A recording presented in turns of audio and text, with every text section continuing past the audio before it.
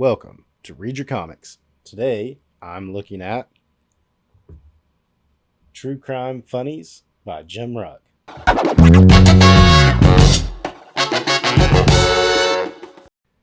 If you're a fan of cartoonist kayfabe, you're probably familiar with this book. Jim Rugg is one of the two guys from the show, and he self-published this book and sold it on his website. I was fortunate enough to jump on there early enough to get one, and I didn't realize that he was going to sign it, so that's pretty cool. Got a Jim Rugg signed book. It's an interesting book, and if it wasn't for cartoonist kayfabe, this is not something I would necessarily pick up. I'm not into wrestling. Crime books are, so-so in my opinion, just not a genre I gravitate towards. I like, though, that he did this in like a very almost platinum age layout, cover layout. So a lot of people like to just kind of riff on like the EC book cover designs, but Jim went for that really deep cut of early comics with this cover design. I think it's kind of magazine layout in a way, kind of zine layout in a way, but you've seen some real crime, true crime stories, those kind of books from the 1930s that have this generally kind of layout. A lot of cover call outs to bring your eye to it and stuff. So I love this cover design. And book design, cover design, that's one of Jim Rugg's strengths, I think. It has a $10 cover price, which I think works well instead of having the 10 cents there to put the $10 there. I think he's sold out of this initial run, but he's been saying that he's going to do another run of it soon. So definitely keep an eye out on his website. I'll put a link to that in the description. But let's jump in and check it out. This is all Jim Rugg. Everything in this, from the colors, from the pencils, the colors, the inking, the letters, just everything is him. Like I said, self-published. This isn't something to get through Diamond. You had to get it through his website. I love his pen and ink drawings that he does on notebook paper like this. So the longest story in this is this Diet of Danger. This is something that he references as based on unpublished memoirs of George White, courtesy of the Department of Special Collections, Stanford University Libraries. He references this, and I think it's interesting that he researched something to do a little like a true crime, a little true crime story. It's not really funny, although there is a little bit of dark humor in it. It essentially tells the story of this guy who becomes a narcotics agent. He talks about tussles he has in the street, and notice how this starts in an alleyway, and he's kind of on the losing end there.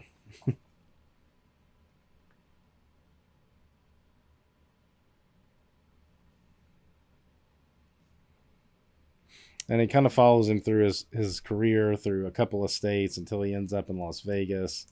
I find all of this stuff, I just found it all pretty fun and interesting to read as a little noir story to follow this detective. And he's not really like a good person, I would say. He's very gray himself, and was kind of just fell into this line of work as it was a paying gig, more or less.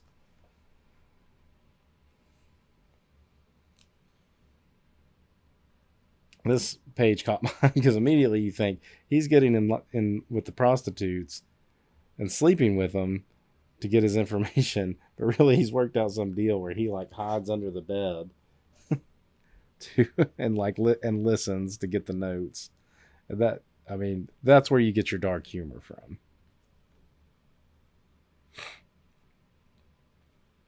And as he's leaving town, he sees the prostitute that he had the best relationship with, and he's like, "Yeah, I'll see you around again." She's like, "No, you won't.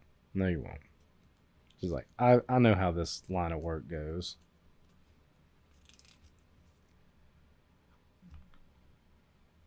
Kind of end back at the starting point. Now that I'm looking at it, is it the same thing?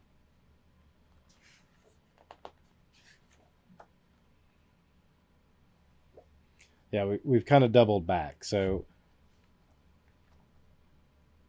we double back to the starting point.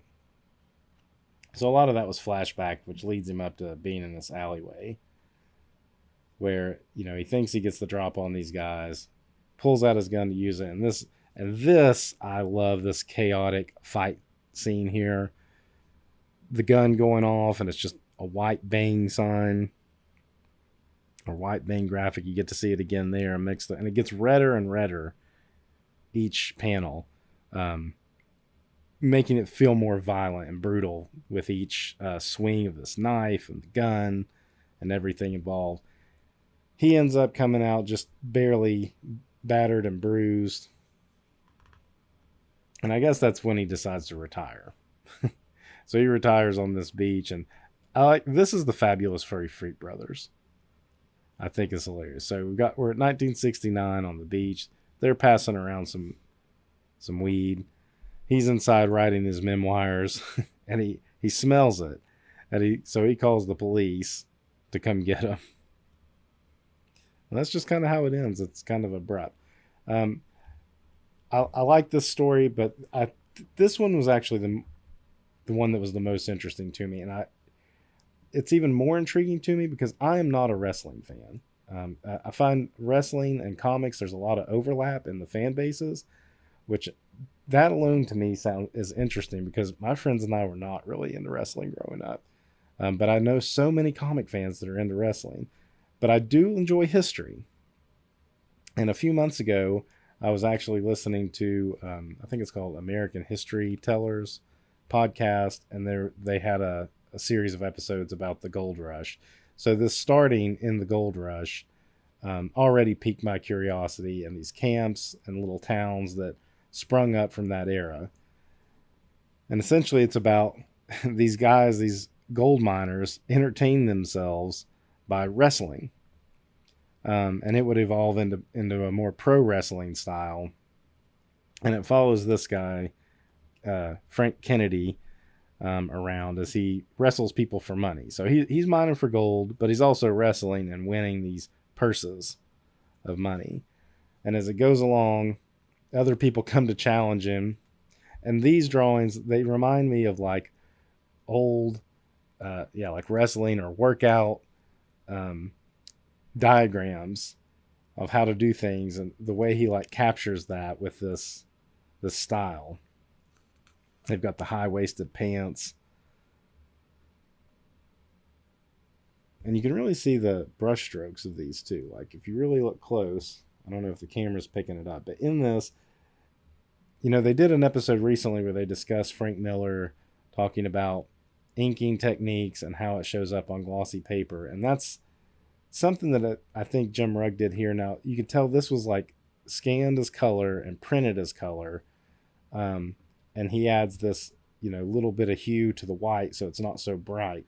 But you can actually see the ink strokes that he has on, like, when he does these dark black areas. Like, I can see it there. I see it in the trees, which adds a little texture to those trees, actually.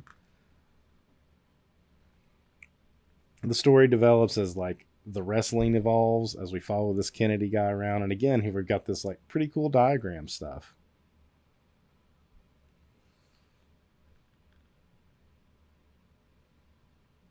Bigger crowds as it grows. So Kennedy goes from being a gold miner to winning money, and he actually puts somewhere on here how much he was winning and what that equates to in today's money. And it's a hefty sum. Here we go. He wins 18 grand in 1901, which is the equivalent of $661,000 in 2023. So if he got that in one purse, this dude was making a hell of a living in 1901. So then they go on in here where they talk about the how he gets beat, and a lot of people think it's fake because he had been dominating so much, and he takes on this kind of smaller, squirrely guy, but he was smaller when he was wrestling some bigger dudes and winning. And people start calling it fake, and then they rematch, and the ref doesn't seem fair, so now he thinks he was robbed, And it's almost setting up the whole where wrestling is fake kind of thing. I enjoyed this story. I enjoyed this story the most out of this book. And again, you can see those ink strokes in these deep black areas. But I enjoyed that story a lot. For not being a wrestling fan, it's more like a history thing, and I liked that a whole lot. This Andy Warhol story with Dusty Rhodes, The American Dream. I do know who Dusty Rhodes is. Um, some friends I had that were into wrestling, but not comics, oddly enough, used to joke around about Dusty Rhodes a lot. And so I know who he is. If this is true about him and Andy Warhol basically going out to dinner, it's just a little 2-page story of the inside cover and back cover to wrap it up. And that panel. So this is where you get some of the funnies. So you got your true crime, you got some cool like wrestling history, and then you've got some funnies. This is a fun comic, and if you're a fan of Jim Rugg, definitely get his next printing if you missed out on this. I doubt this pops up too much on eBay because this is something that, since he's self-producing it, I can't imagine what his print run is on it, but it's really just his fans buying it, and they're going to get it and they're going to sit on it. So if you missed out on this, you like Jim Rugg, you like wrestling, you like crime, this is definitely a book worth having and adding to a comic collection and looking through and admiring. And that's all I got.